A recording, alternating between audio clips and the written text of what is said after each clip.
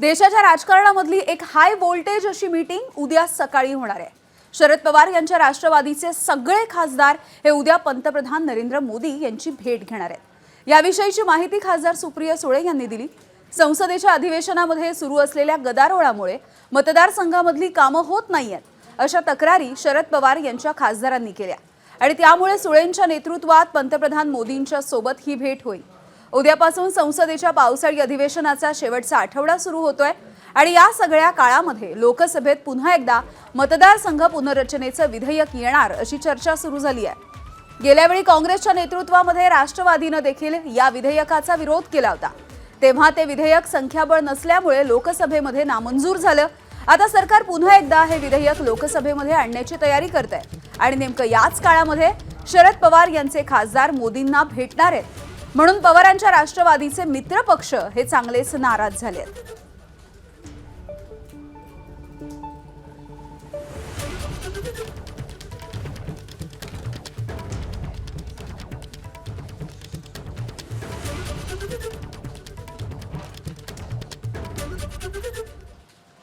दरम्यान उद्या होणाऱ्या या भेटीच्या संदर्भात आता काँग्रेस आणि शरद पवार यांच्या राष्ट्रवादीच्या नेत्यांनी नेमकी काय प्रतिक्रिया दिली आहे आपण बघूया।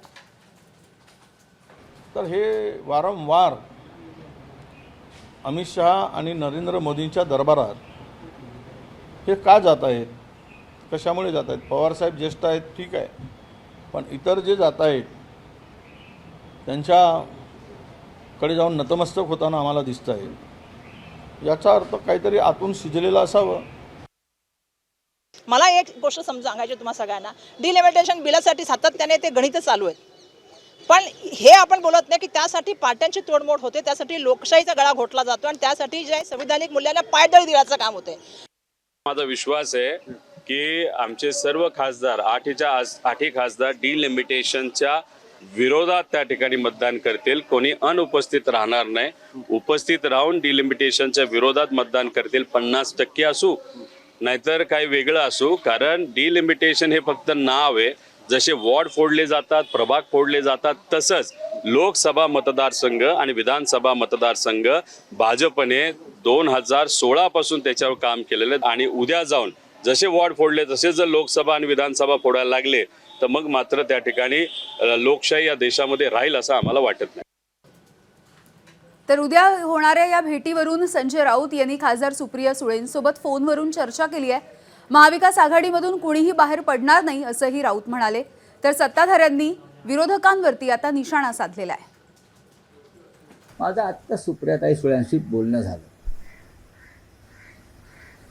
आणि ह्याच विषयावर बोलणं झालं। मी माहिती घेत होतो, त्यांनी माहिती दिली स्वतःहून।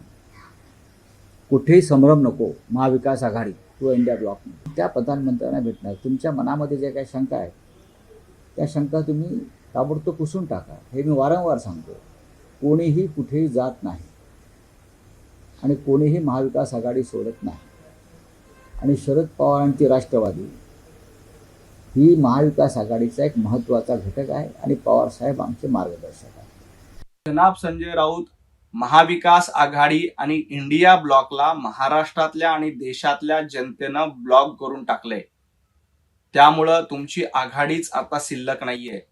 ज्या पद्धतीनं तुमचे खासदार तुम्हाला सोडून गेले तुम्हाला कळलं नाही, तसंच येणाऱ्या काळात उरले सुरले महाविकास आघाडीतले आणि इंडिया ब्लॉक मधले ब्लॉक झालेले पक्ष देखील तुमची साथ सोडतील, कारण तुम्ही सातत्यानं देशविरोधी भूमिका घेतायत।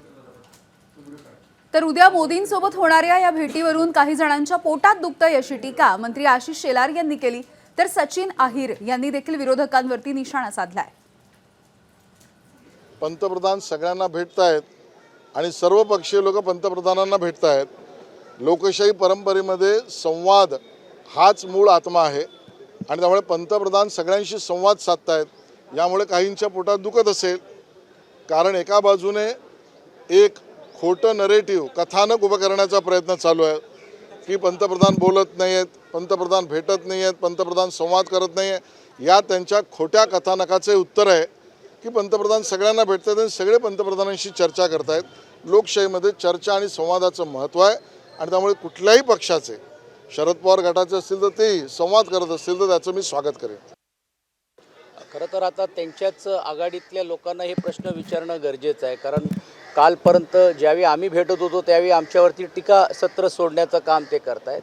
आपल्याला सर्वांनाच माहिती आहे की देशाचे पंतप्रधान नरेंद्र मोदी हे एका व्यक्ती पक्षाचे नाही आहेत, ते देशाचे पंतप्रधान आहे. आणि कुठच्याही पक्षाचा खासदार आपल्या विकास कामं असतील किंवा आपली पक्षाची भूमिका असेल किंवा आपल्या पक्षाच्या आमदार आणि खासदारांना जे अपेक्षित आहे या सर्व गोष्टी त्यांनी बोलून दाखवण्याचं काम किंवा करण्याचं काम करतायत. तर मला असं वाटत नाही की त्यांच्या भेटण्यामध्ये काही गैर आहेत. पण जसा हा प्रश्न आम्हाला लागू होण्यापेक्षा आघाडीतल्याच इतर घटकांना त्यांनी आता याच्याबद्दल काय प्रतिक्रिया ही द्यायला पाहिजे.